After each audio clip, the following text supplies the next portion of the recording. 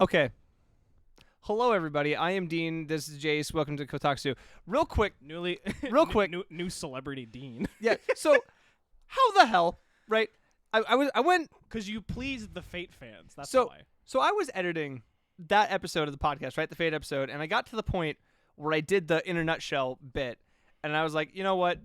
The reason that I cut that off into its own separate thing is because I literally could not preview the podcast because I had too many elements going. So I cut it. And then I said, I'm just going to do this in a separate project. See, I export that as an MP3. See, that's funny because I thought you did that on purpose. No. So I had to make an MP4 of like a different video, export that, import that into the podcast, and I said, well, I already have this chilled around. And so then I took the in a nutshell and threw that onto my channel as like, you know, hey, worst case scenario, it can be a little like teaser for the podcast, and haha, it's a silly little bit. Well, it sure fucking silly was. little bit. I remember day one I uploaded it. It gets like 20 something views. Okay, cool, whatever. I wasn't expecting much. I like go to bed, forget about it. Wake up on like whatever that following like What was it? Thursday was? was? Like 4,000 views at that point? It was like no, because I wake up and I see there's like 5 email notifications, which is weird. I'm like, oh. I'm just going to clear those out. And I see that 5 random people subscribed to me. I'm like, what the fuck is this? I check. The video's at 2,000 views. Like, overnight, literally jumped from 20 to 2,000. Like, oh, that's wacky. In 2 hours, I check it again. And it's at 4,000. Check it again, 8. And I'm like, what? Huh? What are we at now? What the fuck happened? Last I checked, 20,000. Which is like, the last thing that I was expecting was for that video to randomly pop off 5 days later. I think if I just look up FGO singularities, it'll pop up. If you pop up FGO Singularity in a nutshell, it absolutely will at this point. In a nutshell. Yeah. Also, I think the profile of David Bowie sitting next to It's a really Shihong funny Di. thumbnail. What an incredible thumbnail without context. Yeah, it is at, let's see, in total, oh, I didn't mean to. You're listening to it again. 20,646 Jesus. and 1,800 likes. That is You an are now sitting at absurd. 324 subscribers. That is absurd. That is And 92 comments. that. All of that came the fuck out of nowhere. And those comments gave me an idea that I guess I'm just an FGO tuber now. I guess so. And you have literally no choice at this point. I know what my next 8 videos are gonna be now. Yeah, So that's cool. You're an FGO VTuber. I mean, shit. You're an FGO YouTuber with an anime podcast on the side. Oh yeah, you know, casually. Now honestly, fucking, you mentioned VTuber. The Venn diagram between being a VTuber fan and being an FGO player is a circle. Mm-hmm. So, I could pull it off, and that'd be an excuse to actually play through the extra games. Yeah, the talk before was that I have to start figuring out what I'm going to do for content. I actually had a kind of an interesting idea. I was actually going to make like, because part of what we're going to talk, spoiler warning, part of what we're going to talk about today is the gacha games that we've been playing. Yeah. And I was actually kind of thinking about doing like an essay series on like why I think this character is really good or why I think this character. Oh, is like a newcomer's guide to X character. Yeah, but not necessarily like, you know, partially from like a combat perspective, like why they're good in combat, but also from like a why are they good in the story perspective. Yeah. I think that'd be fun. That is, yeah. So I was gonna say, I know that's a large chunk of the FGO YouTube market is Yeah. just like that, doing like character breakdowns. and I think with Honkai specifically, like it's so fresh in people's minds that people will be wanting to look for videos like that. So I think that's probably Yeah. what I'm going to try doing. Yeah. No, I think that's a good Yeah. like option for you. Yeah. Speaking So. of content, this is Kotalksu, the talk show at Kotatsu. I am Jace, I am Dean again. as stated earlier. Yeah. Yeah. We talk about anime and things. Right. I'm sure you're probably.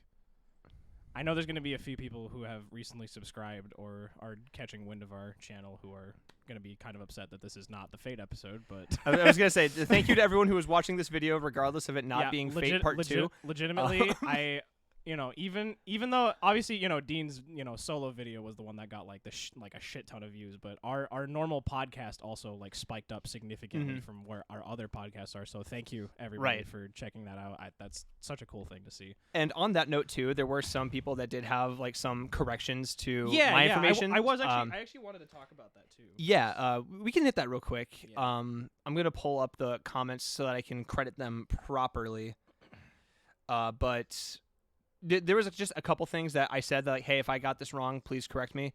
And then the first one that I saw that was like, the first big one was from Totozu. I think that's the pronunciation. Corrected me about the True Magecraft and True Magic. Holy shit! I just realized it's at 222 views now. Nice. Holy cow. But yeah, Totozu. Basically, I said that it's people who reach the route. He corrected me where it's not people that like get there. It's people that or get to that area and then leave and turn back. That's when it means to become like a true magician, true sorcerer. Yeah. And then we have like some knowledge about like the other two magics, but go back and read that comment because I could just shout him out. And then also Chauvin. Appreciate it. Chauvin also with kind of poking some holes in my unofficial theory headcanon, which made me sad. But then, yeah, just the discussion on that was kind of awesome, and that's what we are looking forward to for Fate episode part 2. Yeah, I'm very excited to keep recording Fate episodes because I think that'll be very fun. But obviously, with what this podcast seeked out to be, it didn't necessarily seek out to be a Fate podcast. It seeked out to be an anime podcast. So we're going to talk about other things as well. Right. But the Fate podcast will be coming back eventually. Before we begin, as per last time, we do also have a drink of the day. Insert the funny, stupid thing you did last episode. You're welcome. It was very funny. I'm glad you enjoyed it. So today, do you want to tell them what we're drinking today? Yeah. So, quick disclaimer: there are different types of whiskey that you might be familiar with. Bourbon, Scotch, Irish. Most of them separated by region. There's one that's separated by ingredients in the original barrel. Yep. And that's called a rye, which is just a higher content of the rye grain. With other spices and other bullshit. The proper term that people typically use is mash bill. Yes. It's a when people say mash bill, it has to do with the grain contents of the whiskey. In this case, because it's a rye whiskey, it is primarily rye. Right. So. And I've tried several different ryes. I appreciate multiple different ryes. I only like one. And this is the one rye that I like. It's called Sazerac. Sazerac, yeah. So this is Sazerac rye. Up until recently, was actually kind of difficult to get on the normal market. But there was a bit of a resurgence recently with being able to be a little bit more readily available. It is 90 proof, I believe. That sounds about right. Either yeah. 90 or 80. I don't remember. I don't have the bottle. I think 90. 90 sounds about right. And this is the Sazerac rye that people call Baby Saz. Mm-hmm. It's like the most common Sazerac rye that they have. It's only like $30. It's super cheap. Roll the gacha, you get the 1 star, and it's like, oh, Baby Saz. Wah, wah. You did not have to make it a gacha reference. That's the theme of the episode, so I kind of had to. Fair enough. All right, so yeah, we're gonna try this. Yep. That nose is just as spicy and pleasant as I remember it being. Yep. Yeah, ryes on the nose tend to be spicy or sweet. The palate is also usually very sweet. Yeah. No, that's spicy and sweet is a very good way to describe Sazerac. Like that first initial like tongue hit was just baking spice for days, and then it settled into immediately like super mellow, sweet palate. Yep. No, there's a reason that this is the one rye that I like. Yeah, and there's also a very good reason why this rye was very hard to find up until recently. Mm-hmm. So if you are any sort of liquor connoisseur, or you just want to get into more whiskeys, if you do ever find a bottle of this, if they're selling it at normal MSRP, which they usually should be, it's like $30. It's very worth your time. It's very good. No, I mentioned a couple episodes ago when we were talking about yuzu, how that one is, in my opinion, overpriced. This one is underpriced. Like I would gladly pay like $50, $60 for this bottle. So hell of a steal. Also makes it a fantastic present. But that's not what we're talking about primarily. Wanted to start off by kind of talking about just the games that we've been playing. And so two really big ones came out in the last like month or so. I'm so happy, dude. So anybody who knows me knows that. I mean, if you were even able to, I might see if I can send you a picture later to put in post. But if you got a good look at the office that we're recording this in, I'm a very big Genshin fan. Never would have guessed. I know. Absolutely never could have told. 1, 2, 3, 4. There's 5, 85 different Genshin Impact character banners. I have a few. I have a few banners. I have a couple. I have 1 or 2 like stand-up things. I think I have a plushie somewhere. I don't remember. Probably. Yeah. I have the slime plushie from the Genshin store. Oh, okay, the Yeah. purple Yeah, motherfucker like the over there. purple- Yeah. Okay. So yeah, I'm a pretty big Genshin fan. I've Yeah. been playing the game basically since it came out. I stopped playing for a good like year or so, just the because gacha cycle. yeah. Yeah, so I started playing it kind of off and on when it first came out. I had a lot of fun with it initially because the biggest reason why I had a lot of fun with it was because I just got done playing Breath of the Wild for the first time. Yeah. I know. It took me a while to play the game, but I genuinely loved Breath of the Wild. I had replayed it like 5 times up to that point just because I loved it so much, and I'm a big Legend of Zelda fan. Yeah. So when this game came out and I saw all the similarities between the two, I'm like, okay. I was gonna say that was like the big thing that everyone was pitching Genshin as. It was free to play Japanese, like ultra Japanese Breath of the Wild, which is funny because it's made by a Chinese developer. Yeah. So yeah, basically, the best way I can dumb it down is it is anime Breath of the Wild. Yeah, that is the best way I can put it. Yeah. It's anime Breath of the Wild, where instead of just being one person, you actually get to roll around with a team of 4. It is a free to play game. I'm sure 99% of the people who would even watch this video probably already know what the hell Genshin is because it's one of the most things of all time. Yeah, it's kind of exploded into being one of the biggest games like of the generation. Yeah, which is insane to me that it came like almost out of nowhere and now as a gacha game. Yeah, and everyone is fucking talking about it. Like everyone that you talk to will have an opinion on it, and good or bad. Yeah, it's a solid Sometimes 50-50 bad. split. Yeah. I'm somewhere in like the middle-ish, where it's like I see this game, and I cannot deny its quality. It is pretty objectively well made, and there's a lot of really awesome ideas and a lot of awesome things and about it. Gorgeous. Yeah, I can't deny the quality into the production, the presentation, all of that. Yeah. I don't like the game. And hey, you know what? That kind of game, I think that kind of like play style or like design of a game is a little bit more difficult to get into than like say Faker and Order, which is like turn based, which is a little bit different. Well, and like FGO had the benefit for me of like I know what the hell Fate is. Getting into Genshin would be brand new universe from scratch with just, do you like the gameplay and the 4 characters you're introduced to right off the gate?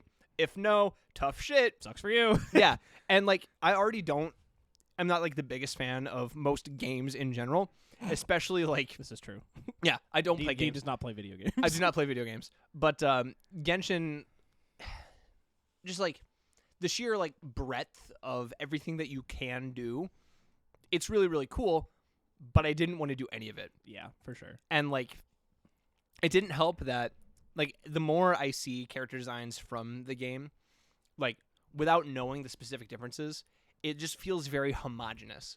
Like there's not enough like difference between the different characters, like body styles and like skin tones, and like the most is like this one's wearing a blue dress, this one's wearing a green dress, she has an axe, he has a hammer. It's like, I suppose that's fair. And that's like that was my biggest like gripe with it for the longest time, and that's the reason that I didn't want to get into Genshin. Which is A, understandable to an extent, and B, I think a big reason why Honkai is like Honkai Star Rail is a huge like breath of fresh air from Genshin, because like I still love Genshin. Like, okay, let me not get to Honkai Star Rail yet, because I have a lot to say about that game. I was gonna say let's hold off on I'm that. Very one. excited about that game, but no, Genshin for me. I mean, like I said, I've been playing that game like religiously for the last like year and a half, because I think the characters are really interesting. I think the combat is super like fun and intuitive. It's one of it's one of my favorite types of games where the gameplay is very basic to an extent. Yeah. So you have your different classes of weapons. You have a skill and you have an ultimate. It's very easy to understand. You get 4 characters. You can pick whatever you want, but you can also make it a lot more complicated when you introduce artifacts to build up certain substats and normal stats. Sure. Finding better weapons. Right, absolutely. But honest to God, the biggest thing for me is the story. I think the story is really, really interesting. The game does a really good job of not necessarily making you seek out lore to find it all. I kind of Is it like the Dark Souls effect where it's kind there? of, yeah, and you want to, that's exactly what I was gonna say. It's very similar to Dark Souls in the sense that the lore is there if you want to consume it. It's just like Dark Souls. It's just like Dark Souls, except not nearly as hard. But yeah, the lore is there if you want to consume it. But if you want just like the bare bones, normal story that you're following, you can do that too, and it's just as entertaining in my opinion. And there's a ton of value in stories like that, just across every medium, where it can be as simple or as complicated and as like deep as you want it to be. And I think that's a really cool thing that it does. I can appreciate that. Yeah. Never gonna download it again. That's understandable. Also, I think the only annoying thing about Genshin now is I feel like some people who want to be newcomers, it's a little bit daunting to try and pick it up now because of how much stuff has already come out. You can still play the whole story, which is good. It's not like Destiny where if you missed out on specific story events, you're fucked. Yep. Which is why I still haven't gone back to Destiny yet because I'm very mad about that. But yeah, Genshin thankfully is from a story aspect. It lets you play the entire story if you want to. It's just you're going to miss out on a lot of characters that have already been run through the gacha system. Right, you miss out on the special banners or the special characters and so all that. So there's a good chance. I mean, the nice thing too is that Genshin is very good at rerunning banners of like really popular characters. I think Raiden Shogun specifically has been a banner like 3 times. I was gonna say, I not knowing anything about Genshin, I know who Raiden Shogun is, and she is one of my all-time favorite characters from that game. She's super super cool. She's the fucking purple one, right? Yeah, she's that one. Okay. Oh yeah. There's a Raiden that looks exactly like that in FGO. Oh really? Except with giant fucking tits. Nice. Yeah. But yeah, it's the characterizations of like the regions too is really cool. So when you first start off in Mondstadt is the first area of the game. I can't remember off the top of my head what it's based on. Mondstadt. I can't remember. It's based on Mondstadt. It's based on Mondstadt. It's a real place. Genshin Impact is real. So every region in the game is based off of some kind of like culture. Yeah, basically. So in Mondstadt's case, I cannot remember what it is. Judging by the name, I would guess like Indian. No, actually, okay. Well, there actually is an area that is Indian in this so far. Nice. So yeah, so Mondstadt I don't remember exactly. Liyue is China. It's based off of Chinese culture, which is really cool. So you have a bunch of characters who have like actual like traditional Chinese names, and they have the Lantern Rite Festival, which is like based off of their like Chinese New Year and all that stuff. It's really really cool. Then the next area you have is Inazuma. It's based off Japan. Yep. So lots of sakura flowers. It's my personal favorite area. Obviously. Of course. Well, it's not. It's also because of the main aesthetic is electricity. Which so there's a lot of purples and like pinks. Just like the aesthetic is aesthetic is super super cool. Okay. And then the most recent area of the game is Sumeru, which is Middle Eastern Indian. I was gonna say that was the desert one, right? Yeah. So I was gonna say I heard a lot of people getting hyped up for that one because it wasn't just another green world. Yes, it's a huge. One half of the entire map of Sumeru is forest, and one half of the entire map is desert. Yeah, it's really really cool. But yeah, it's based in a lot of Middle Eastern Indian cultural right, like styles. a lot like Mesopotamia and other like ancient Sumerian kind of like Egyptian stuff like that. Like that whole region, the whole time. Yeah, That's much. cool. Yeah, that's cool. It's genuinely one of the coolest areas that I probably my second favorite area in the game outside of Inazuma. And the next area we're getting is going to be based on France, actually. So that'll be super fun. It's called Fontaine is the name of it. That feels very French. Yep. Yeah. And the reason that I love it is because whenever they introduce these new areas, one of the most like recently for me, one of the things that I've started appreciating about Genshin the most is the music. Oh my god. Yeah. The music, like, people can shit on the Genshin gameplay and the people who enjoy the game all they want. If you are going to sit here and tell me that Genshin's music is not good, you're crazy. Again, the music is subjectively, objectively very good, very well produced. Yes. Like you can look at it and you can, from a music theory standpoint, break it down, deconstruct it. What does each section represent? Or you can just listen to it and say, "This is fucking cool." It's epic. Yeah. But that's the coolest part is that not only do they change the music per area, but they also base each music that they do with traditional style, not even just like modern style instrumentation for the area, but they do traditional style. So like when you go to Inazuma, which is based in Japan, they use a lot of traditional stylized Japanese instruments and instrumentation. Sure. Along with using really sick electric guitar Yeah. and dubstep for some fucking reason. I was gonna say, that sounds very much like Mick Gordon doing the Killer Instinct soundtrack. Yeah. Yeah. Okay. Have I told you that story? Or like maybe. Okay, so there's one character in Killer Instinct. His name is Chief Thunder. He's the, I would say stereotypical, but he's a pretty like updated portrayal of like the Native American character. And for like the tribe that he was based on, he like reached out to that tribe and said, "Hey, could I like sit in and listen to some of your guys' music and then compose a song for this character based on like your culture's music?" And he got like actual like drums and actual like tribal singers and dancers to like do parts of the song, which is why it feels so authentic and it's so fucking cool. That's so cool, actually. Yeah, and it's like it's probably my favorite song in the entire KI soundtrack. If I had to, it's either that. I mean, it's already mine, and I haven't even listened to the soundtrack. Yeah, like, that just sounds cool. It's that and the main theme of the remake are like, they're right there. But it's like that's kind of like what you're talking about with the Genshin soundtrack. That's what that reminds me of. Yeah. And like I can't deny how cool that is. Which is why I'm really excited to see what they do for Fontaine too, because like French style music sounds. I was gonna say accordion. It's just gonna be an accordion music. It's just an accordion that just has this like this ultra like dad rock breakdown. But that's the thing, right? It's like but like you know when you think of like traditional Japanese music, you're like, oh haha, they're gonna use all these, and then you listen to you're like, wow, that's really good actually. Right. So I imagine that's probably going to be very similar with Fontaine. I was going to be like, haha, this is going to sound like French music. It's like, this is genuinely really good. Okay. If there isn't at least 13 accordions, I will riot. I will riot. I will personally write a heartfelt, disgruntled email and send it to Mahoyoverse. He'll be 5 pages long in proper MLA format. And yeah, more of like going back to like reasons that I love Genshin so much. You know, more of a like a minor standpoint compared to everything else, but the gacha system is also genuinely like actually really good. Yeah, that's the one thing that as an FGO player I'm fucking jealous of. Yeah. So for those of you who don't know,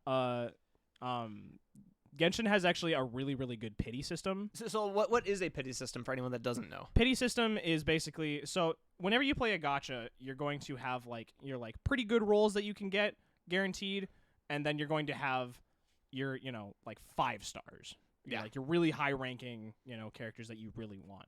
Obviously, you're not going to get those every time. However, how a pity system works is it basically says, okay, after you roll so many times, you're guaranteed this. Yeah. Is basically the best way I can explain a pity system. Yeah. So let's say in Genshin, for example, like the newest character that is currently out is a character named Baizu. He's like a doctor, super, super cool character. He has a snake around his neck that just like is like the Greek god. It's his pet. It's really cute. but yeah, that's very like typical medical. Yeah. So let's say you really, really want Baizu, and you roll 8 10 sets. So every time you roll a 10 set in Genshin, you're guaranteed a 4-star, at least. Whether that's a weapon or a character, it doesn't matter. Yep. After 80 sets, if you have not rolled a 5-star on that banner, you are guaranteed a 5-star. Now, how Genshin's pity system works is that there is a 50-50 chance of you rolling either the banner character or just some other random 5-star. So sometimes you lose the 50-50 and it sucks ass. However, that also means if you get to that point again where you're guaranteed a 5-star, you are automatically guaranteed the 5-star for that banner. So if you roll 80 times, you get a 5-star. It's not the 5-star for the banner. You roll 80 times again, and then you're at that point where you're guaranteed a 5-star. You will get Baizu. So at 160 rolls, if you don't get the 5-star early, that's just like the maximum. The minimum that you need is 160 rolls. That's the max amount of rolls you would have to make in order to get a guaranteed 5-star banner character. Right. Sometimes it's less than that. Right. So sometimes you could get the 5-star on the first chance. You know. Right. I mean, that's like the nature of gacha. Sometimes you just get fucking lucky. Yeah, sometimes you just get lucky. But the nice thing is that they put a system in place where, like, even if you don't get lucky, there is still a chance you can get it guaranteed no matter what, which is really nice. The only thing I don't like about Genshin that is solved in the other game that we're going to talk about is every single banner that comes out, there is a weapon banner. Because pretty much every single character that comes out or has like a 5-star banner also has a weapon associated with them. Right. So, but usually when they release banners in Genshin, there's 2 banners going on at the same time. So the weapon banner is subjected to having 2 5-stars on it at the same time, which makes getting the either or 5-star or both of them incredibly annoying. Yeah. Because it's same system applies. You know, if you're guaranteed a 5-star after 80 rolls, but in this case, you can chart. You can do what's called like charting your course to a specific weapon. So after a certain amount of rolls or a certain amount of 5-stars that aren't that weapon, you are guaranteed that weapon on your next 5-star. You have to do it twice. Yeah, that so sounds you have to get annoying. you have to get 2 different 5-stars, and then you're guaranteed the 5-star that you want the next time. No, fuck that. It's very annoying. Fuck that. That's why typically, unless the weapon is like really, really good, it's not usually worth it to roll on the weapon banner. Because usually, not only is it like a lot of rolling that you have to do that you could just save for other characters that are going to come out with a better pity system. Typically, there are also other weapons that are 4-stars that do the job just as well. It's usually a pretty minute like difference between the two. Right. Like if you're trying to be as optimal as possible, sure. Go ahead and waste your money. I don't care. Yeah, but like, or if you're like a collector, because I understand that's like Yeah. some people are like gacha collectors. They want to do whatever. Good for you guys. No, that's a lot of like those things sound very similar to FGO. But yours is better. It's a little bit nicer. Yeah. It's a little bit more forgiving. So the way that it works in FGO, right? And this has been recently implemented. Now there is a pity system. Now there is a pity gacha.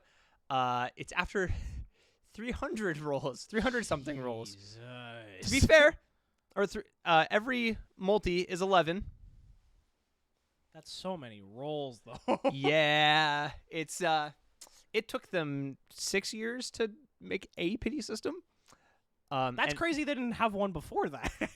No, and that's the worst part too. Like the rates were already like some of the worst in any gacha game ever. Yeah. And then they did that, so it's like, okay. Yeah, thanks. You're not, there's not a guarantee that you're even going to get a 5-star at some point. You just have to roll, and eventually it'll happen. Yeah, thanks for nothing, I guess. Which, like, I have my success stories and my horror stories with it. Like, on one hand, I throw, like, 2 multis at the Maonobu arc banner, which was, like, Nobunaga, but fucking mommy. Sure, I throw 2 multis at that, and I end up with 3 copies. All right. Or I throw 20 multis for Tamamo, who is not limited. She can just show up whenever, and she still doesn't come home. I have to wait for the next year to throw 10 more, and then I get her. Oh my. How often do you get stuff to roll with, though? Semi-frequently. If you do the main story, you'll get it. If you do like your dailies, you'll get like pieces to develop the currency. Yeah, I wasn't sure how, like, if it was like a relatively frequent, like, because I assume it's like Genshin where you have like daily missions and stuff like that. Yeah, in that sense, that is. There's 2 like types of currencies that you can have: either Saint Courts, which is like your paid premium currency, or Front Point, which can roll in the Front Point gacha, where there is like your 1 to 3 stars. So you can either get a 1 to 3 star servant, 1 to 3 star craft essence, which is like your void. What's the like your weapons in Genshin, or just like general XP, so you can level your units up faster. As a new player, like I will say that is one thing that I really do like about FGO. If you are a new player, no intention of spending any money, the Front Point gacha, every servant in that is viable except for 1, and he is intentionally designed to be bad. And it's why? Because it's Angry Mango, baby. Hey, Angry Mango! And even then, he's like good against rulers, kind of. So it's like if you have really good at killing humans. He's phenomenal at killing humans. Shout outs.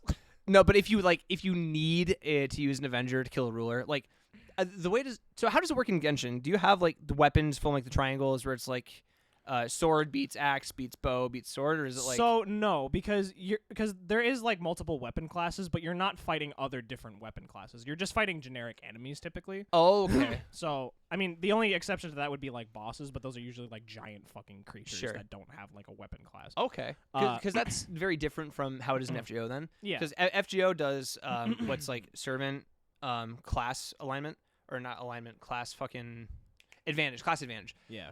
So you have like a whole fucking chart for it. Well, so you know what that actually is in Genshin instead of weapons? It's actually the elements. Because Genshin has a heavy focus on every character has a different kind of element associated with their moves, whether that's like pyro, cryo, hydro, electro. Gee, I wonder what any of those are. Dendro is the only one that like people might be like, what the hell is that? It's guessing grass, like yeah, plants, like, that kind of thing. I would have guessed Earth, but like close enough. Close enough. Well, that's Geo actually. Is what okay. Yeah. All right. So there are certain, obviously, like a hydro character is going to do better against like pyro type enemies. Yeah. Like specifically, think Pokemon. You're probably close. Yeah. The best example I can give is there's a enemy in the game called an Abyss Mage. Abyss Mage is always whenever you have to fight them, start with a shield around them that is a specific element type. Specifically, like let's say you fight like a cryo Abyss Mage, so they have like an ice shield. Mm-hmm. If you hit them with cryo moves, that does not remove their shield at all. If you hit them with like a water move, it's like kind of effective. If you hit them with a fire move, it's really effective to get rid of their shield. So it's just kind of basing that around. The only difference between I'd say with Fate Grand Order and Genshin is that there's a shit ton of elements. Yeah. So, I mean, shit, they're adding new classes, like, even still. Like, in JP, they just added the Beast class as a playable servant now. Really? Yeah. Oh, shit. Okay. And so it's like, fucking off the top of my head, I want to say Beast 14. Tiamat incoming. Alter Ego Tiamat. It was Beast Nero. Oh, okay. Because, like, the Beast of Revelation. Oh, sure. Yeah. Okay. The 3 Knight classes, the 4 Cavalry classes, Alter Ego. Well, hold on. Ruler, Avenger, Moon Cancer, Alter Ego, Pretender.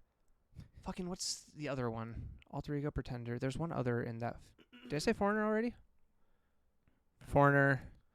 Now Beast. Shielder. So that's 15. Okay, so you have me beat by a little bit then. Yeah, there's a couple. There's classes. like 8 elements in Genshin. So. Yeah. But the other nice thing about Genshin though is that because you can run a team of 4, there's a lot of customization as far as like what characters can do what. Mm-hmm. And one of the biggest things is that you actually get buffs in your team according to what elements you have. So if you have one of each element, I think it's like a slight attack and it's like a slight attack buff, I think is what it is. Sure. But like for example, if you have 2 it's called Anemo, which is like the wind element.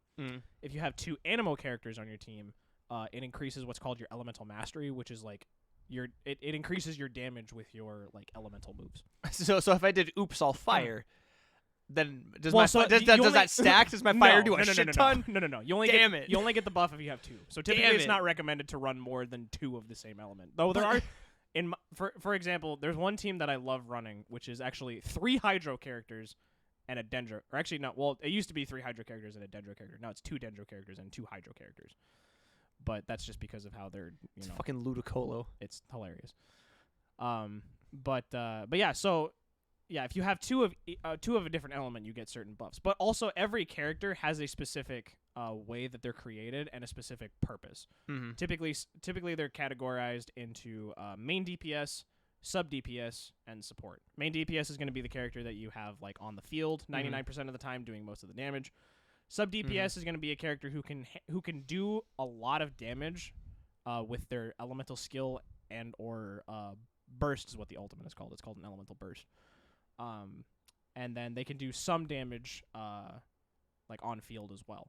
Mm-hmm. And then you have your support characters, which are purely there to throw on the field, do one thing, and switch out. Oh, okay. I was gonna say, yeah, that's. I think FGO has a little bit, like, I imagine there's like more like stats and substats, like crit, straight up attack, extra burst damage, all that stuff. So all your different substats for your characters, there's a lot of them. It's like HP, attack, defense, elemental mastery, like I mentioned, is like your like ability to do damage with elemental skills. Yep. And elemental. The other big thing about the game is elemental reactions. So like, let's say fire and water collide. It causes the vaporize reaction, which does extra damage. Let's say you do. Is there a combination for every element? Pretty much. Okay. Yes. Yeah. And some elements have more reactions than others, and vice versa. So, kind of one of those things you just pick up as you're playing the game. Yeah, basically, you get to learn a lot of them and what works better. Like for example, my personal favorite is freeze, because it literally just freezes the character like enemies in place, and Nice. then they can't do anything. It's really dumb. What was I talking about? Elemental bursts and the shit, substats. Yeah. Substats. Yeah. So HP, attack, defense, elemental mastery, crit rate, crit damage. Yep. There's also different stats for like buffing specific elemental attack percentages. So like you can get like an electro damage bonus or like an animo damage bonus to increase certain characters' elemental powers. I was gonna say that all sounds like a standard fare for a gacha because FGO has like similar to that as well. Honkai actually has the exact same ones too. Yeah. So. No, I was gonna, that also is sounding familiar from Honkai. Yeah.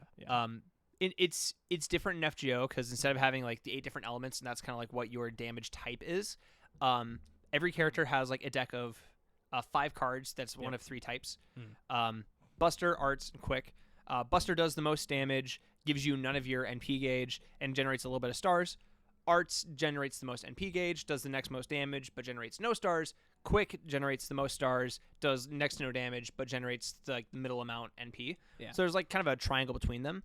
Don't you get like certain buffs for using like all of the same kind of? Yeah, cards, if I use like 3 quick cards, then I get extra crit stars, which is like a crit chance.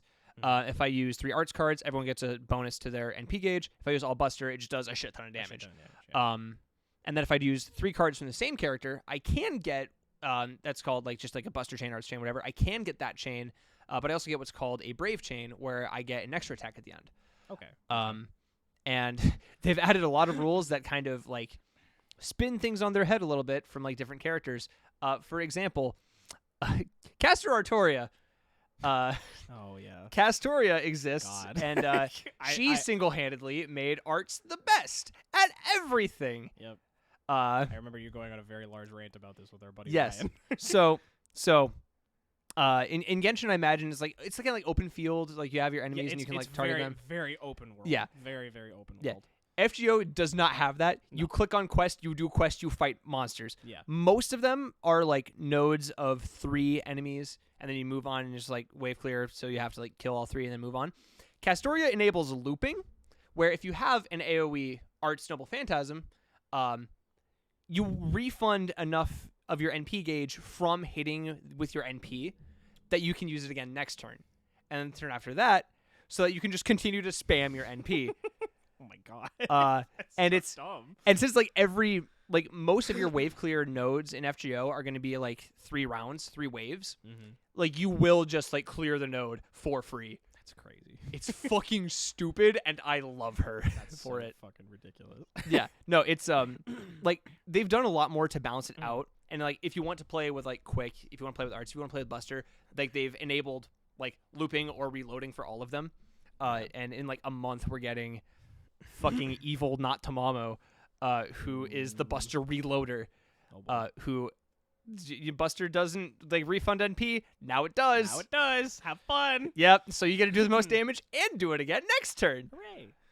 Yeah. Yeah, but I on the topic of like quests and stuff, as far as like how if Genshin is like enjoyable for other people, I know a big thing that people don't like about Genshin is, you know, so obviously some of the quests have you fighting things, but a lot of the other quests are like fetch quests. You know, you have to go find things or do certain tasks or something like that. Are there any escort missions? Yes. I hate all of them. It's really easy though. It's not hard. Does the NPC become an item in your pouch? It's not even an NPC. What the fuck are you escorting then? It's a mission where you have to. So they have these things called slime balloons, which are like air carriers basically that have like materials and supplies on them that they have to carry to a specific place. Literally, all it does is it goes in a straight path. It has a huge health bar, and you have to kill enemies along the way to make sure it doesn't get destroyed. If it ever does get destroyed, you suck at the game and should never play it ever again. Wow. That's how easy it is. Damn. Okay. Tell me how you really feel. Dude, if anyone ever complained to me about the escort missions in Genshin, I would be so upset because there's just like zero reason. Now they're just finding what reasons to complain about. If I complain about it because it's unfun, there are other that's different, right? Yeah. It's unfun, sure. Annoying and hard, no. You're bad. But it also only lasts like 20 seconds. yeah. It's very short. So let me complain, damn it. But I mean, at the same time, people not enjoying fetch quests, I feel like that's just the kind of people who don't enjoy like JRPGs. No, yeah, like you know what type of game Genshin is. You're signing up for that. Yeah, if you don't like JRPGs, just don't play Genshin. Yeah. Like, you're not gonna like it because 99% of the game is doing quests. So it sounds to me like Genshin is like Mhm. gameplay with a little bit of story as like its sell. The story is like the biggest. The story and the lore is like the biggest part of the game. Well, Like- right, like it's the biggest part of the game, but if you don't enjoy the gameplay loop, then you're not like there's nothing for you, kind of deal. Or is it worth suffering through the gameplay for how good the story is? So honestly, a lot of the story doesn't actually have you doing like a ton of combat necessarily. A lot of it is actually just like talking with NPCs and learning about the world and like diving into story or going to different areas and doing different quests that way rather than the amount of times you're fighting during like the main they're called Archon quests because Archon is like the name of like the gods of the world. But yeah, the main Archon quests, a lot of it is talking, dialogue, introducing new characters and going to new areas and doing certain quests there. Mm-hmm. And like 20% of it is combat, which Gotcha. like 5% of that is fighting the end game boss. Like that's all it is. Sure. So if you like the gameplay but don't like the story, you got to find a different game. Okay. you're not gonna like Genshin. If you are like, if the gameplay is manageable and you really like the story, it's very worth it. Okay, because that's like also how I would describe FGO, but it's like Yeah. you know. I don't know when the story in Genshin gets good, but the story for FGO is a very hard sell. I think the story in Genshin starts off good and just continuously gets better. Gotcha. That because I think the first prologue in chapter 1, or I guess it's mainly the prologue where you're in Mondstadt, introduces a lot of good characters. I don't think they're my favorite characters, but there's some good characters. It introduces you to the world and how everything works really well. Yeah. And then the end boss is you fight a giant dragon, which is really cool. Nice. But then, chapter 1 is where you get into like the really like intricate story stuff where you learn who like the main bad guys are, what their plan. Well, I guess you kind of learn more about the main bad guys in the prologue still. But chapter 1 is where you really dive into a lot of their like nefariousness, basically. Sure. And you learn more about the gods of the world and all that kind of stuff. Now, chapter 2, where you go to Inazuma, that's where shit gets crazy. Gotcha. Yeah, no, FGO suffered a lot from its story not being like remotely up to the franchise standard for the first couple singularities. Yeah. I mentioned it a little bit, like just outright in a nutshell video, but like Fuyuki is fine. It's a good tutorial. Orleans is fine. Introduces you to a lot of the characters. Septum is not good. Yeah. And that's like introduces a good chunk of the characters, and a lot of them have not been redeemed since. What was your bit for that one? Nobody knows how this universe works, not even the writers. Not even the writers. That's Yeah. right. That's right. That's what it was. Yeah, and it's like Okeanos is again okay. Jesus Christ, cat. My cat is breaking things Yeah. outside. I might go check on that. Yeah, probably a good idea. Fucking cat doing wacky shit.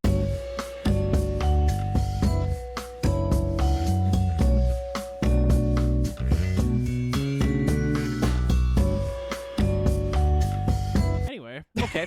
Anyway, back from my FGO. little adventure. Yeah.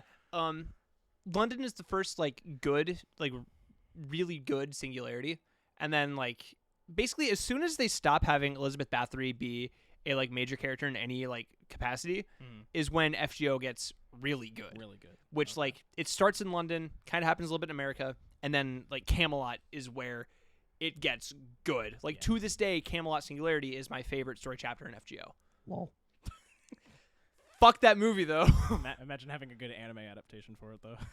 God, I wish, bro. I could not be me. I will never. It is mind-boggling that. I mean, I guess the difference was that part of the difference was that it was a movie and not like an actual show. No. But it is mind-boggling the quality difference between Babylonia. Dude, and Babylonia Camelot. looks better. Yeah. Like it's better animated too. Like what was it on a shoestring budget made by interns? Maybe. Like what the fuck? If that's the case, then why did you give like the first really good singularity to the fucking beginners? Money. But I hate everything, dude. It's like Bedivere will never recover from this because that was like his chance to get brought back in the spotlight, and it sucks now. and he's not gonna get shit. Like they even nerfed his arc. Fuck, dude. He's my boy. But Gilgamesh, Look at how they've killed my boy. They massacred him. but Gilgamesh is cool. Yeah, but that's a given.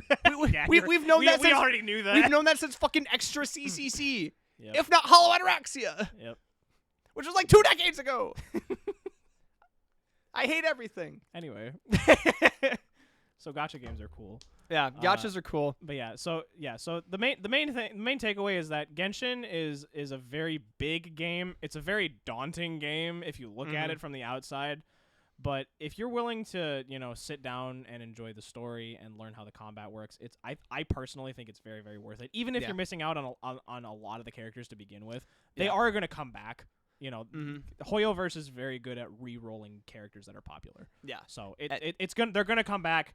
There's gonna be new areas with new characters that you're gonna like too.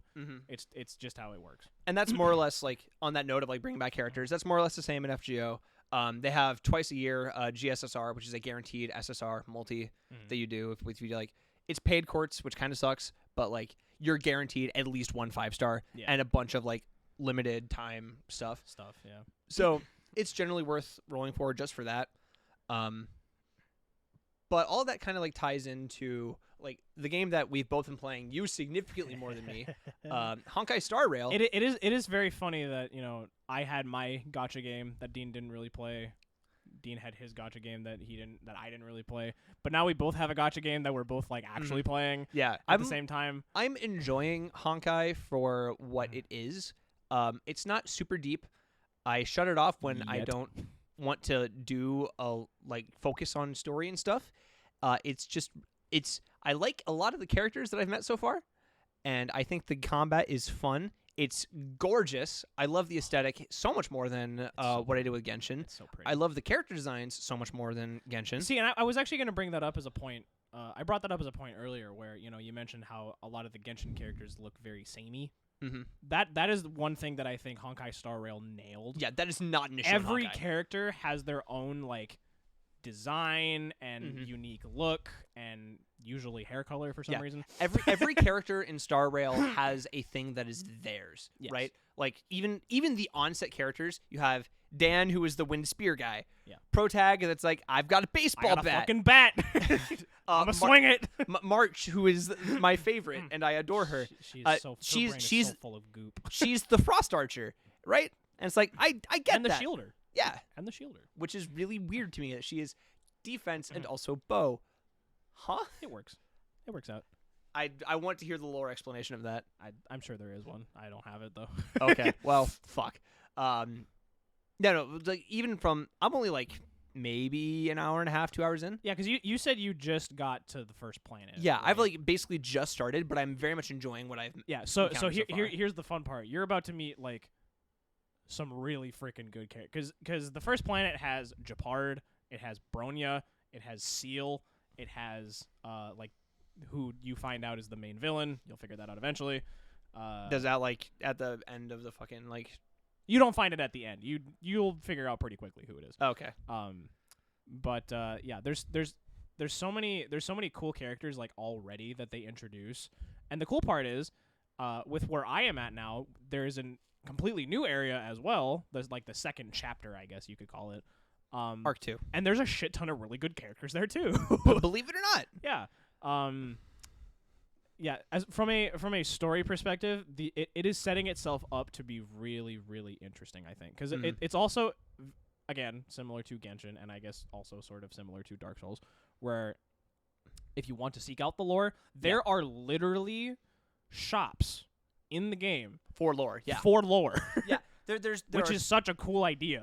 There are shops for lore. If you talk to any NPC, you will get lore. Which, speaking of, talking to NPCs, does that increase your Trailblazer?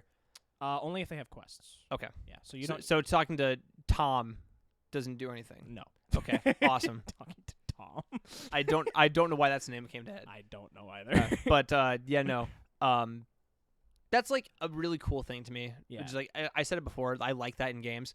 Because right now, I think that eventually I'll go back and do all of the lore and like read it all. But right now, I want to know what's happening next. Well, I mean, that's what And- I've been doing too. Yeah. I'm literally at this point, all I am focusing on right now is building up the characters that I enjoy the most, and then getting to the end of the current story. Yeah. That's all I'm doing right now. Yeah. And like I did the same thing when I played through Xenoblade 3 because like in my head It's a Xenoblade game. There's so many side quests to do. well, like that, and also like in Xeno 3, they were like, "Hey yo, this character's got a month to live. We wouldn't be fucking around helping Joe Schmo over here with their fucking shop or their village. We're going to make sure that Mio doesn't die. That's a little bit higher priority." A little bit. So that's kind of like I'm getting not that extreme, Yeah, but like a yeah. similar vibe of like, "Hey yo, what is this like thing inside of me? I must know." Yeah. Also, you come to find out that the stakes that you run into especially with this first planet are quite high, actually. Yeah. So you definitely find like, I mean, these quests are cool and all, but like I kind of want to just Yeah. get back to the story because Yeah. I mean, obviously they have certain points where you have to actually grind a little bit and do quests, but like Of course. But like, honest to God, I don't think that's really a problem because it actually makes you like try to envelop more of the world around you, Right. which I think is a really good idea. Obviously, some people look at it as like, oh, I have to do dumb quests. Yeah. It's Shut up. have an open mind, and that's like Yeah. that's the thing in just like JRPGs in general. Which, Yeah. speaking of gameplay, Honkai is much more like a typical JRPG, Dude. but it has a really, even from like where I'm at, a pretty interesting system. Yeah. So again, it has. I should mention Honkai Star Rail. The similarities between it and Genshin are like night and day. Like, Yeah, it's aesthetically, you can tell it's the same company, and The- they have the- elements. the- That's it. the user interface, pretty much the exact same. The system of upgrading weapons and having gear and Well, and all that stuff is like fine. Like that stuff is yeah, and, whatever. well, I'm not and that's the thing. I'm not saying it's a bad thing no, yeah. because they took it and turned it into its own thing with its own like terms and all that kind of stuff and made it seem like it's its own fresh thing when in reality it's something that a lot of Genshin players are actually really used to, which was nice for Yeah. me because like it felt like I didn't have to learn a whole lot. It's a fresh coat of paint on something that is familiar to Genshin players. Yeah. and that's easy to pick up for people that don't know shit about Genshin. Exactly. And the the other nice thing and the big difference between, or one of the other big differences between this and Genshin is that at least for now, it seems like they're only doing one character banners. So instead of doing like the typical Genshin like 2 banners, which means that the weapon banners are only one weapon, which means they follow the exact same pity system that the normal characters are, which means rolling for weapons is significantly more common and easier to do in this game, which is so freaking nice. But again, at the same time, there's a lot of weapons that do just as well as the actual like normal weapons for the characters. So you don't even need to. Yeah, I did rolls last night just because fuck it, why not? And our buddy Cole and Jace were in the chat. It was actually on Jace's Twitch stream. Yes, go follow me on Twitch. I'm probably going to be streaming a bunch of Honkai coming up soon. So, and I would like people to come check it out and say hi. Yeah. We were just chilling in the voice chat, and they blessed my rolls, and apparently I got one of the best 4-star weapons in the game. You got So, this is going to be a little bit more intricate, like talking about the game. But there is a You can explain the system of like, how that works. So in the in Genshin, I mentioned that there were different weapon classes. In this game, there are actually what they call light cones. Now, how those work is they're basically just added buffs onto each character, and they and just like the weapons in Genshin, they give different types of effects based on what light cone it is. And obviously, same thing with Genshin. You can only equip certain light cones to certain characters based on what they call their path. Now, their path separates into a bunch of different kinds. You have, for example, Destruction, which is good at just doing all-around damage. You have Harmony, which is good at buffing your team. Nihility, which is good at debuffing the team. Abundance, which is healing your team. I'm trying to remember what else there was. There's also Did you say the Hunt? The Hunt. Yeah, the Hunt is like really, really good single enemy damage. And then the other one was the Erudition, which is good at doing multiple damage to multiple characters. Yeah, like the typical wave cone you would see. Yeah, for sure. So yeah, light cones have to be you can only equip a light cone to a character of the specific type of class. Right. Which already I fucking love that system. Yes. That's awesome. But yeah, and then each light cone within each class is obviously going to have a different effect based on the class that it's in. Like you're not going to get like an attack damage buff in an abundance class because that's the healer class. Yes. Like, why would you? Healer don't need attack damage. So that's how light cones work. And specifically, the one that Dean rolled is called Dance Dance Dance, which is a harmony light cone, which is probably the best 4-star weapon in the entire game right now. So good on you for that. Yeah. In FGO terms, I rolled K-scope on my first multi. Sure, whatever that means. You start with 80% NP gauge. Oh, okay. And if it's max limit broken, you get 100% starting gauge. Cool. Yeah. Also, the game actually does a really nice job of so there is one banner that you start off with when you start the game where it's actually normally you have to roll 10 times to get a guaranteed 4-star. But this time you actually have to do 8 rolls to get 10 rolls, so it's like a discount. Yeah. And within 50 rolls, which is less than the normal pity, you are guaranteed one of the story mode 5 stars. Yep. Which are all really fucking good. which is it's a nice change of pace, especially from Genshin, because there's actually a lot of story banner characters in Genshin that are like good, but like, it's not really worth it. Standard fare from most gachas. Yeah. But in this case, obviously the game is like relatively new, so like that's probably part of it. Mm-hmm. But like, for example, the first 5-star I rolled was a character named Bronya. First of all, super fucking sick character. She's super cool in like the actual story. Her design is super cool, and her abilities are also very cool. So she has like a normal attack where she just shoots people. That's really funny. She has a giant ass gun with a blade. She basically has a giant musket. Oh, that's her weapon. It's a giant like modernized musket. Is what, because Okay. it has like the blade on the end and everything. It's like super, the bayonet and everything, all that shit. yeah, the bayonet. That's the word. Yeah. I I know my French Revolution weapons. I was Napoleon in 8th grade. nerd. Yeah. Anyway, but yeah, so her main thing is buffing so she's a harmony character, which, as I mentioned before, is focused on buffing your team. So she has. I'll start with her ultimate, which is like, it's really good, but not quite as absurd as her skill that she has. Her ultimate basically, when it activates, your entire team gets an attack and crit damage bonus for, I believe, 2 turns.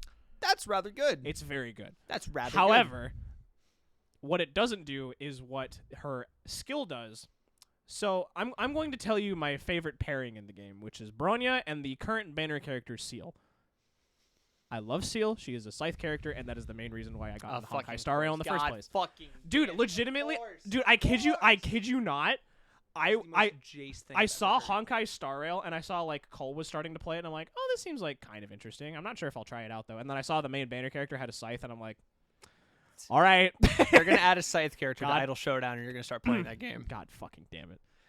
Best part is I know who they're gonna add. But so the reason I'm bringing that up is because Seal and Bronya have really, really good synergy. So Seal is the hunt character, which means she does really, really good single enemy damage. The verbiage. She is the hunt character. Yeah, I didn't really think that very, very hard in my head.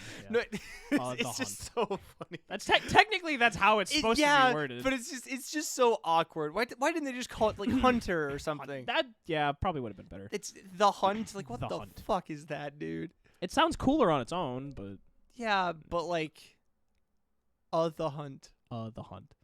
It's like I'm talking about a Star Wars character. Anyway, so yeah, she does really good solo singular character damage against any enemy. Her skill is just like a normal like 2-hit swing.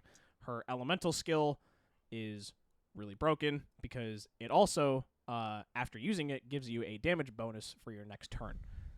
Which goes into my next point, where her main gimmick is that if she kills an enemy, she gets to take another turn.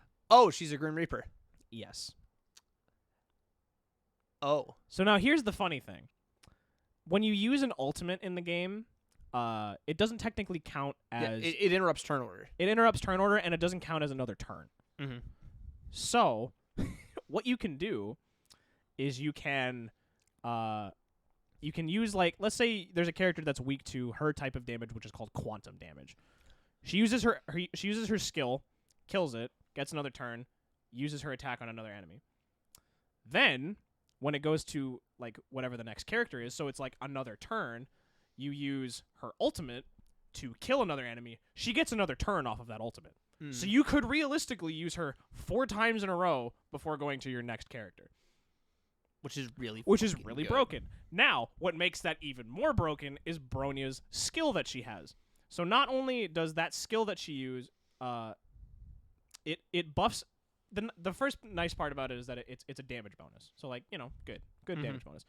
The other thing it does is it interrupts turn order and puts whoever you buffed as the next character to take their turn. Oh. Yeah.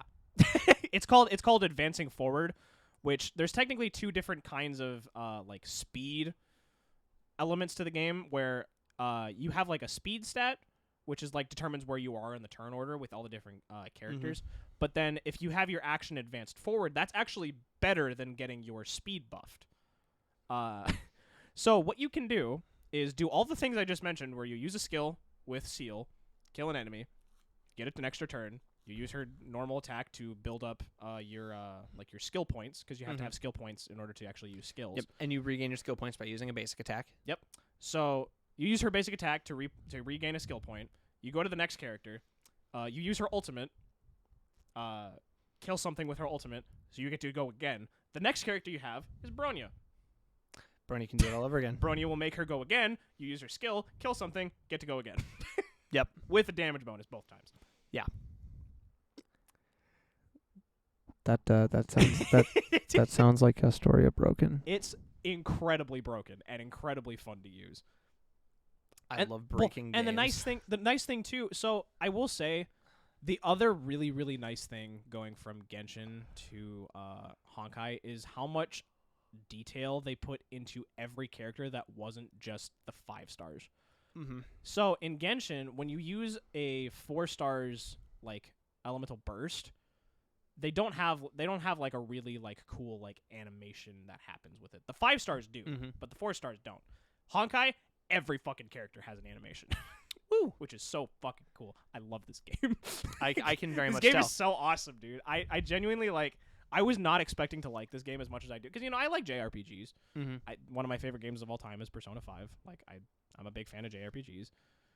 I know that's like the most basic answer I could have given, but I promise there's other ones that I like too. I just wanted to give the one that I like the most. Like Pokemon Emerald.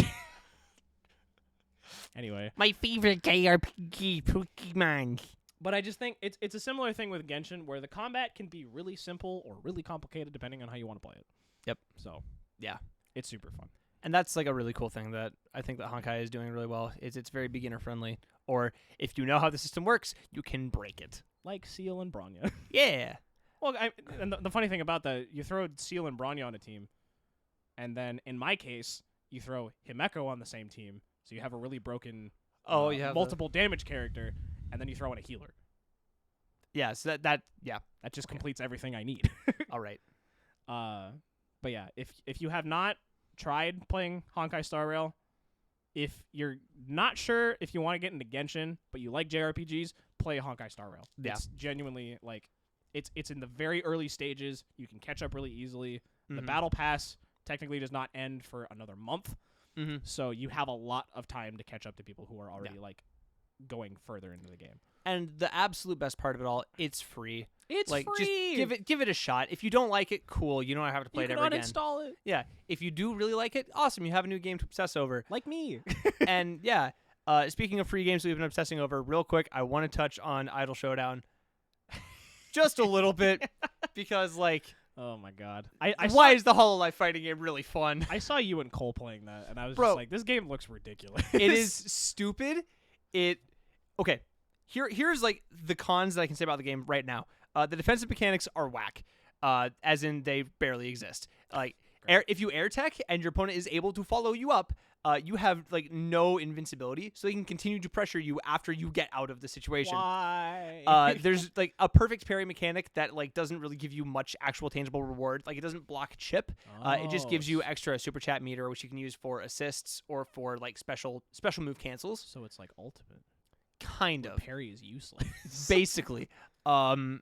and half the collabs don't really like do much that's like tangible, and some of them are really broken. Like you have Is that your assists, I assume? yeah, collabs are assists. Like you have one that's like Marine where nobody knows what she does. She just kind of grabs you and it doesn't seem to like mess with gravity or anything. She just screams I'm horny. and latches onto you. Or you have Risu who drives a truck into you. Oh, cool. Like what's there's it doesn't feel like there's any rhyme or reason to a lot of these like collabs, and there's not like a really good way to define what is which. That being said, I will give this game it is free. I will give this game credit for one thing: the amount of detail they put into like changing like the health bars to be like, or like the combo things on the side being like donation stuff. Yeah, that's fucking hilarious. Yeah, like this game has it's such a love letter to like the Hololive industry, like the Hololive what's the word? Company, the corporation. Yeah, like in all of the talents that work for them. Like it's every character is loaded with references to like the actual like real VTuber and like their stream and like bits from their stream. Yeah. Like I was looking at the roster, I'm like, how the hell are you gonna make Sora, who's like she was the first Hololive VTuber. Yeah. How are you gonna make her playable? Because she doesn't really have like a sword or anything.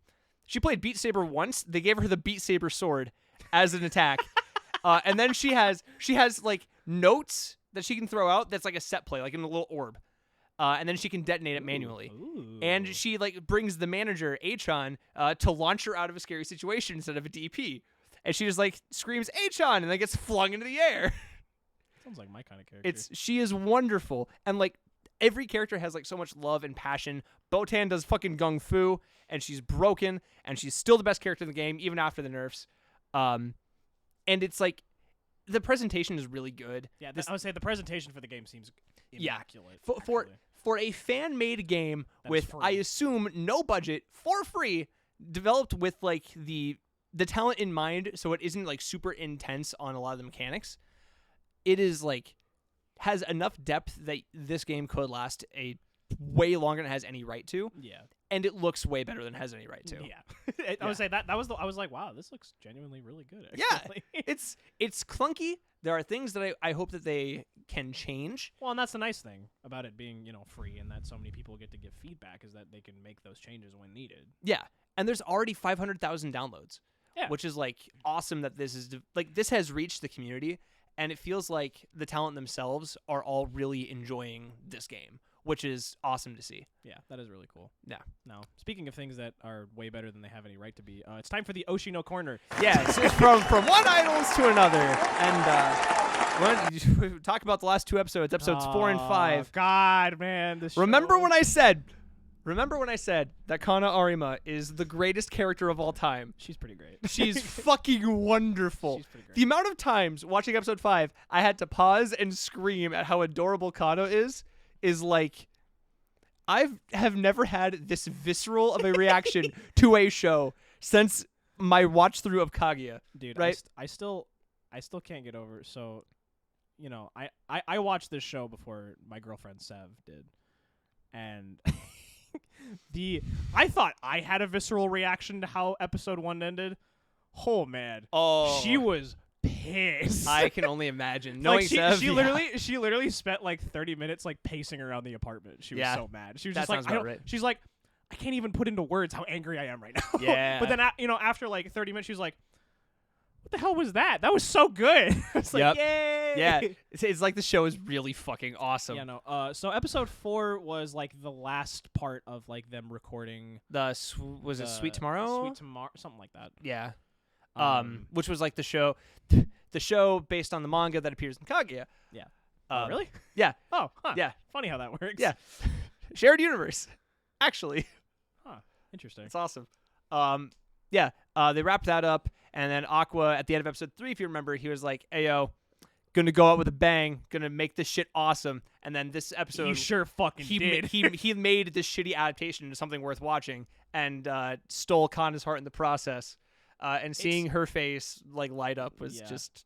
I mean, it's also so cool, not only seeing Kana. Nice one. Thank you so much. Dean just hit the table. My bad. Yeah, it's not only nice seeing Kana's development and seeing how she's like reacting to the things around her, but also seeing Aqua have to portray the exact same kind of character that killed spoilers. I would imagine they would. I mean, yeah, if you're watching the Oshi no Corner, you better have already fucking seen episode 1. Yeah, I'll text warning, whatever. Yeah. But yeah, so having to see him do this really ironic portrayal of a character that literally killed his mom, really fucking powerful. Yeah, especially when he's able to do it that well. Dude, the more I watch this show, the more I remember just how much I love every single character. Yeah. Especially, I think Aqua has a case to being the best written protagonist in any show I've ever watched. I'm definitely like, because here's the thing, right? The characters that Aqua has to defeat for me, as far as like personal like favorite written characters, are Hachiman and Lelouch. Yeah. That's a hard bargain. But when I say not impossible, no. Here's the thing: I don't think it's impossible without what they've already done so far, which is crazy to me because it's been 5 episodes. And here's the thing that, again, with knowledge of like things that are to come, there is at least 2 moments that are upcoming that will cement Aqua as like, if not transcending those 2, like it becomes a top 3. Yeah, and I mean I think that's already like said and done. Like, yeah. I think Aqua has already cemented his place in my top like higher characters that he's already so like deep and developed, and like if you were worried that he's just gonna be like the edgy brooding protag, like this episode he was like in episode 5 he was just like, why am I here? How did I get here? What's happening? What is happening?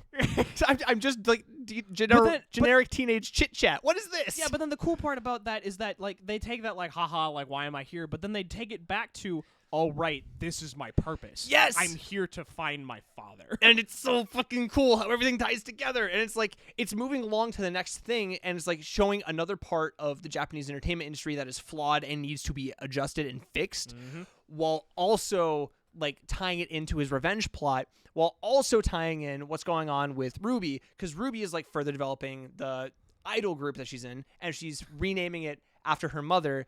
It's going to be Bikomachi 2. That hurt my heart. That hurt my soul. Dude, when she said Bikomachi, I was like, no. Seeing Kana like look at Ruby and say like, she reminds me of and I don't know why, but like, there's something about her. It's just like, if only you knew. If only you knew how tragic it really was. And it's like, dude, I think the character that I've like been surprised the most by, I forgot how much I liked Ruby. Yes. Yeah. Like, no, Ruby has genuinely become one of my favorite female characters too. Yeah. Like, she's like, I thought she was just gonna be like, oh, she's the sister character. You know, she's there for comedic relief sometimes. Nope. No. She is as much an emotional core. Like, to use a like generic trope example, like you have your 5-man band, which is like the different characters that represent like a group and like the archetype. You have your leader, your lancer, your comic relief, the heart, and then the muscle. Ruby is very much the heart of everything, right? Yes. And it's like, that is so integral to this story. And if there wasn't, I don't think this story would function without Ruby. Does that mean Kana's the muscle? I was going to say, yeah, actually, hold on. Or is it? I think she is. Or is it fucking, what's his name? Aqua's definitely the Lancer. No, fucking the YouTuber they brought on. Oh. I feel like he's like, he is the muscle. He is the muscle. But like, okay. God, that was so weird. I have never laughed more and as hard during anything as I have during the fucking Piego. I don't remember the name. Piego sounds about right. Yeah. Dude, when it said muscular chirp on my screen, I was dying of laughter. And then we did the dance that was also a workout routine for like a minute on screen with no cuts. I definitely died laughing the most when it would cut to like Ruby or Kana in their helmets, like, oh my god, I'm dying, help. Ruby literally saying like, I am dying, I'm dying, help. And then she fucking fell and Kana had to catch her. Like, that's like, I love this. I love this. This is wonderful. Everything about this is fantastic. Right after Aqua being on a dating show. Yeah. Which I did. Their reaction to Aqua being on the dating show, also hysterical. It's like, who is this? This is not my brother.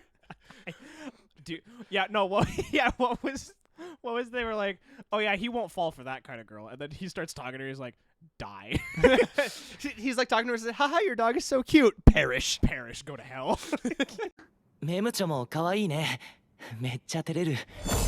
It's like Jesus. I fucking love them. I love them so much. They have like such awesome gremlin energy together. I am very glad that Kana is already like being set up to be like the quote unquote love interest for Aqua. Dude, It's I I love their dynamic so much. oh my god. I also It love only gets better. I loved Aqua begging her to join. She's like, no, I won't do it. I'm not doing it. Signed. Yep. There's a couple awesome bits like that. But my favorite one that they didn't like bring as much attention to, but it made me laugh a lot, was the, hey, you scored like an 80 and our school only requires a 20. Why are you Why are here? you here? Literal doctor. Literal doctor. So fucking funny. That's like this. The show has it all. It has suspense. It has really like well choreographed, like quote unquote action scenes. It has drama. It's hilarious. It's gorgeously animated. It's really well directed. Horror. Yeah, there's horror. There's like, Shockingly. it's such a good series, and it's only getting better. Like, And I don't know how they're doing it. you would never think that a show that packs that many genres into one would be able to manage all of them at once, but Mhm. it has proven that it can. Yeah, It's kind of insane. yeah. On impulse and gut, like they're doing my boy right. You know, with like my favorite manga ever being Yeah. adapted this well. I instinctively gave it a 10 out of 10. I don't think I'm gonna change that. I'd be surprised if it It's- did. That's kind of where I'm leaning towards now too, and I'd be very surprised if that changed. Because Yeah, it's incredible. I don't see them fucking it up unless they like start going wildly out of order, or Yeah. like they do the Promised Neverland 2 season 2. Yeah, where they just like skip a bunch of shit. Yeah, if they do that, then it's like 180, 0 out of 10 hate a bond. Why would you do this? Yeah, to but- me? But they're putting so much heart and soul and passion into this project that I can't see them doing that. Yeah. And I'm getting the same feeling that I am watching this that I did with Kaguya season 3. Yeah. Because like with that series, what it was for me was I watched season 1 when it came out, and like I really really liked it, but I kind of got tucked down from the edge a little bit, and I was like, okay, no, it's maybe not as good as it was hyping it up to be, but it's still a really fun show. Watched season 2 when it was airing, and started like going back into the, no, hold on, this show is really really good, guys. Season 3 came out, and I like let it go a couple episodes before I like caught up to it. And it went from a 7 out of 10 to an 8 out of 10 to a 10 out of 10. And it was so good where season 3 ended off that I read the whole manga from that point on to catch up to it. And then when I was done with the manga, I went back and rewatched the entire anime. And then when I was done rewatching the entire show again, I reread the entire manga again. Jesus Christ. Like, I feel like I will do the same with Oshi no Ko because I've already rewatched episode 1 like twice. Yeah, that's fair. It's like, I haven't been this excited about a show like since then, and maybe even since before then. Yeah, I'm feeling very similarly, especially as someone who didn't know anything about it going into it. Mm-hmm. That this is something that is probably going to, not to be dramatic, but change my life. Yeah, Like- this show is special. I'm getting very similar vibes with this emotionally that I did with Snafu. Yeah. And that's I was gonna say for Snafu you, is for the you, only other show to have done that to me. So for you, that is a high bar. That's a very high bar. I like Yeah. my teen romantic comedy because that show made me feel things that I didn't know I could feel. Yeah. So No, it is only an uphill trend from here. I'm excited continually. It'll be I'm fun. yeah, no, It'll be fun. I love this series. I love everything about it. And I think ending off on that incredibly positive note is a good spot to end off on. I think next episode we'll do. I think we can just do Fate Part 2 next. I think I'd like to do Fate Part 2. Yeah. We technically what I'm thinking right now is we actually do have another episode that was recorded before this one where we're going over a show that Dean watched that I've seen and a show that Yeah. I've watched. I think we can like just not do that and just do this. That's kind of and what then I was thinking. Yeah, yeah. I think we'll release that video a little bit later down the line probably. Yeah, we can just do it- because, just because this episode is going to be more kind of up to date with things that are going on right now, and then obviously you people want Fate episode 2. Yeah. So I think we'll do like for a little bit at least. Every other episode will be Fate. Yeah, at think least that's a good until at least every other episode will be Hitchhiker's Guide to the Nasuverse until we Yeah. feel like we've covered everything. Yeah.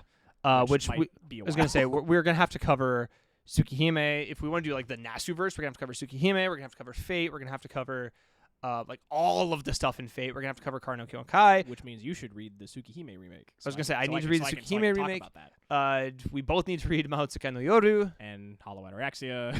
Yeah, we both need to play that. We have a lot. We have a lot of work to do. Yeah, we'll figure it out. So we're gonna cut this off. We're gonna get started on doing that homework. I might just start streaming or like doing playthroughs of that. So I'll let y'all know how that goes. So yeah, follow Dean on Twitch if he starts doing that. What is are you still? Right now it's Dean Stay Night. Dean Stay Night. Yeah. Okay, that's what So I figured. when I start streaming stuff, I'll be sure to let y'all know. Follow Twitter, follow Twitch, and then for Jace. Yeah, I will. I'm on Twitter. Both my Twitter and Twitch are the same. It's Jason Stuff. So it's Jace and then N and Stuff. It's all one word. I'll be probably streaming a lot of Honkai anytime I do stream, just because I'm fucking enjoying this game way more than I should. Yeah.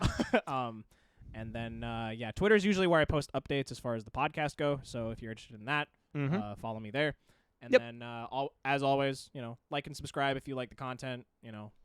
Again, thank you so much for checking out the Fate episode like you guys did. I was not expecting that kind of kind of reaction. So neither was I. That was awesome to see. We'll keep that cool. kind of stuff going, and hopefully y'all continue to enjoy what we do in the future. Yeah. So for now, I was Jace. I've been Dean. And we'll see y'all later. Yeah. Bye. Bye.